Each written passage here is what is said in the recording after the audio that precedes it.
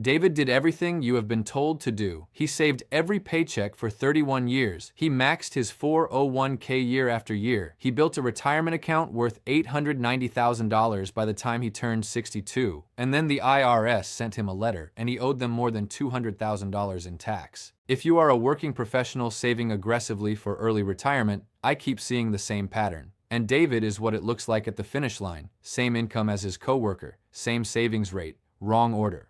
Here's the part that should bother you. According to a 2024 Employee Benefit Research Institute survey, nearly 70% of people who retired earlier than they planned said the timing was not their choice. A layoff, a health scare, an aging parent. The math does not care that you wanted 3 more years. So the question is not just how much you save. It is whether the order you saved in lets you actually walk away on a Tuesday morning when life forces the decision. That order is what this video is about. Stay with me, because the specific sequence I am going to give you is the difference between retiring at 45 and retiring at 52 on the exact same paycheck. You have probably heard the slogan, max your 401k and invest the rest. I want to be careful here, because for a lot of people that advice is directionally fine. It is also incomplete. It treats every retirement dollar as if it were the same dollar. It is not. A dollar in a traditional 401k, a dollar in a Roth, and a dollar in a health savings account behave like 3 different animals at age 65. David's $890,000 was almost entirely one animal. That is why the tax bill arrived. So let me give you the actual sequence, and then we will walk through each step with the 2026 numbers. Step 1. Capture your full employer 401k match before you do anything else with retirement money. A typical match of 50% on the first 6% of your salary is, mathematically, a 50% guaranteed return on every dollar you put in. There is no investment in any account anywhere that beats that. If you earn $100,000 and contribute 6%, your $6,000 becomes $9,000 the day it lands.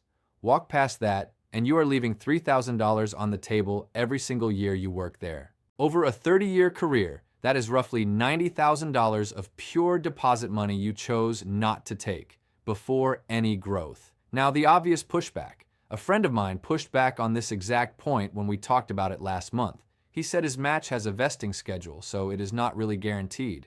Fair. Vesting matters.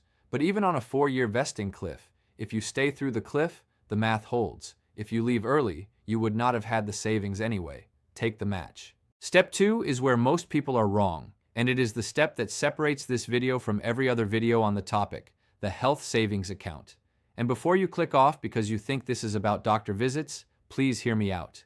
A health savings account is not a healthcare account. It is the only account in the entire United States tax code with 3 tax advantages. Contributions go in pre-tax, the money grows tax-free, and qualified medical withdrawals come out tax-free. A traditional 401k gives you 2 of those 3. A Roth IRA gives you 2 of those 3. The HSA gives you all 3. For 2026, the contribution limit is $4,400 if you have self-only high-deductible coverage, $8,750 for family coverage, and an extra $1,000 catch-up if you are 55 or older. Those are the numbers to write down. Picture this. You are 40 years old. You have an HSA through work. You contribute the family maximum every year and invest the balance. You also pay your medical bills out of pocket from your checking account, and you put every receipt in a file folder. 25 years go by. You hit retirement. You open the file folder. You have receipts for, say, $90,000 of medical expenses you paid out of pocket. You can reimburse yourself, tax-free, from the HSA anytime with no time limit on those receipts. That is a tax-free withdrawal mechanism that has no equal in the tax code. You might be thinking the HSA is supposed to be for healthcare, not retirement. And yes, that is its primary design. There is a real counter-argument here. Some advisors push back that HSA money invested in markets carries volatility. And if you have ongoing medical needs, you may need the cash, not a brokerage statement. That is true. The HSA only works as a long-term vehicle if you can afford to pay current medical bills from outside the account. If you cannot, the HSA becomes a debit card and the magic disappears. A Devenir industry report found that, as of 2020, only 6% of HSA holders, about 1.7 million accounts, were actually investing the balance. Most people leave the money in cash, where it earns almost nothing and the triple advantage is wasted. If you are in the other 94%, this is the highest leverage move you can make this week. A few constraints. You can only contribute to an HSA while enrolled in a qualifying high-deductible health plan, and you cannot be enrolled in Medicare or claimed as a dependent. Once you turn 65, the rules soften. Non-medical withdrawals are no longer hit with the 20% excise tax. They are simply taxed as ordinary income, which means your HSA starts behaving like a traditional IRA with a head start. Before 65, do not touch it for non-medical expenses. The penalty plus tax is brutal. Step 3. Roth IRA. For 2026, you can contribute up to $7,500 if you are under 50, $8,600 if you are 50 or older. The Roth is where you build the bucket of money that comes out completely tax-free in retirement, including any growth. Here is the edge case that trips high earners. Direct Roth IRA contributions phase out between $153,000 and $168,000 of modified adjusted gross income for single filers and between $242,000 and $252,000 for married filing jointly in 2026. If you are above those numbers, you cannot contribute directly. You can still execute what is called a backdoor Roth, which is a non-deductible traditional IRA contribution converted to Roth in the same year.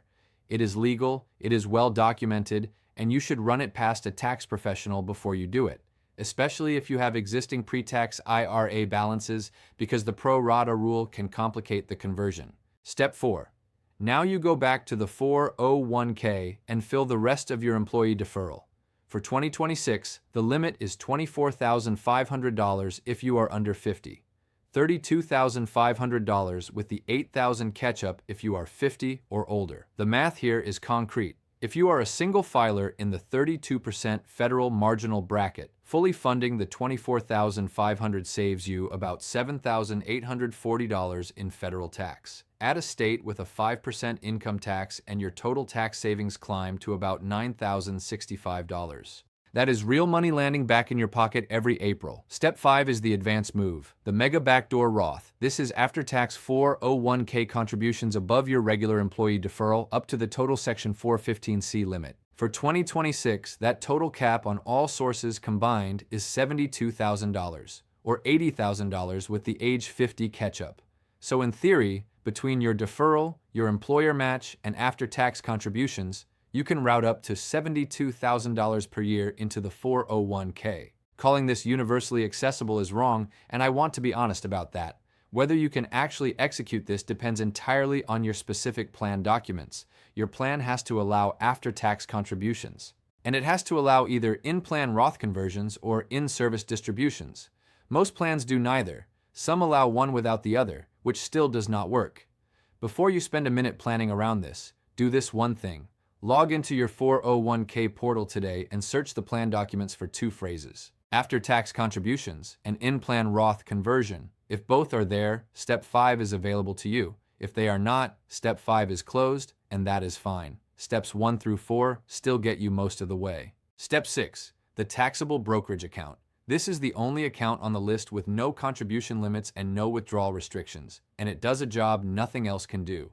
It bridges the gap between the day you stop working and age 59 and a half, when penalty-free retirement account withdrawals open up. There is also a piece of tax magic most people miss. For 2026, the long-term capital gains rate is 0% on taxable income up to $50,400 for single filers, $100,800 for married filing jointly. If you are an early retiree managing your income carefully, you can pull 6 figures of qualified gains out of your taxable account and pay 0 federal capital gains tax. Not a low rate. 0. Step 7. Tax loss harvesting inside that taxable account. When a position is down, you sell it, lock in the loss, and immediately buy a similar but not identical replacement. The realized loss offsets your realized gains dollar for dollar. Beyond that, you can deduct up to $3,000 a year against ordinary income. Anything left over carries forward to future years, indefinitely. Imagine you take a $15,000 loss in a bad market year. You have $3,000 of gains that year. You erase the gains, you take $3,000 off your ordinary income, and you bank a $9,000 carry forward for the next bear market. That carry forward is a tax asset most people throw away. Now let me address the obvious objection, because I would be asking the same thing. If most of my money is sitting in retirement accounts I cannot touch until 59 and a half, how on earth do I retire at 45? This is the section the standard advice skips. and it is the part that actually makes the sequence work. There are 4 legal bridges to your retirement money before 59 and a half.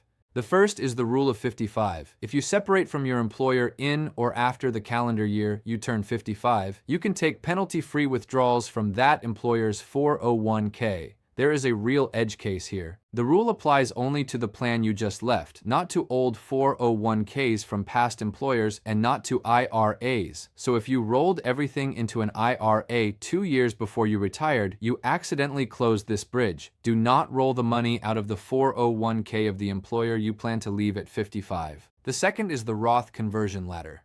Each year before retirement, in low-income years, you convert a slice of your traditional IRA or 401k to Roth.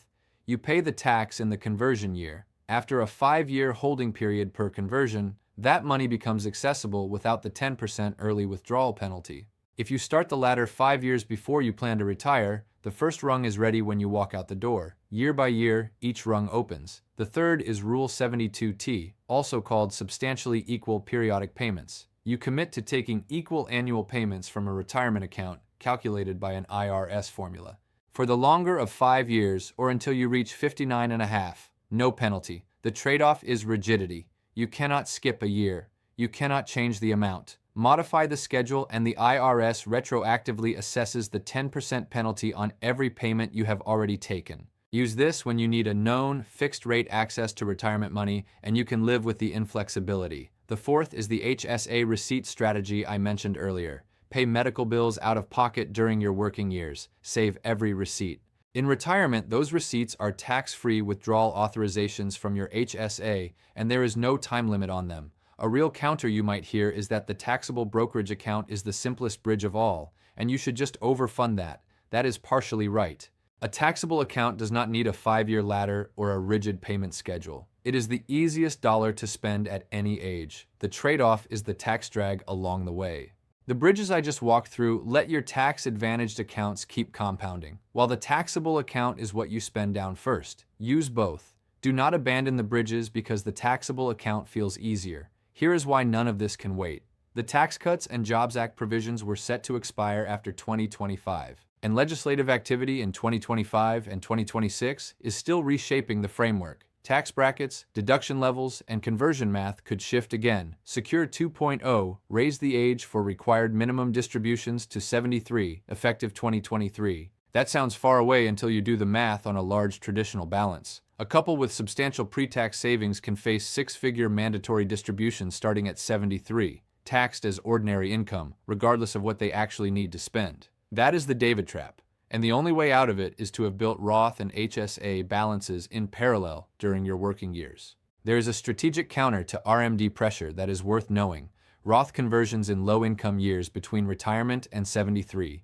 Qualified charitable distributions starting at 70 and a half. These can blunt the impact, but only if you have flexibility in your account mix. You build that flexibility now in the order you fund. And there is one more reason the Roth bucket matters. Qualified Roth IRA distributions are federal income tax-free, and Roth balances pass to heirs without income tax. Under Secure Act rules, most non-spouse beneficiaries have to draw the inherited account down within 10 years, but those distributions remain tax-free if the original 5-year holding requirement was met. The Roth dollar is the most efficient dollar to inherit, and the most efficient dollar to spend in a year. You also need a chunk from a traditional account. It buys you optionality at every stage, which is the real point of this entire sequence. This is not about squeezing the maximum tax benefit out of any single account. It is about building the infrastructure so that when you are 48 or 53, or whenever life puts the decision in front of you, you have the option.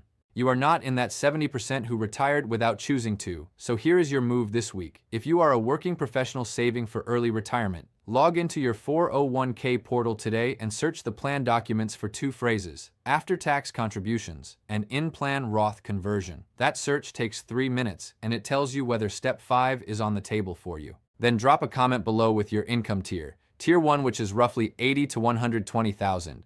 Tier 2, which is roughly 150 to 250,000. Or Tier 3, which is 250,000 and up.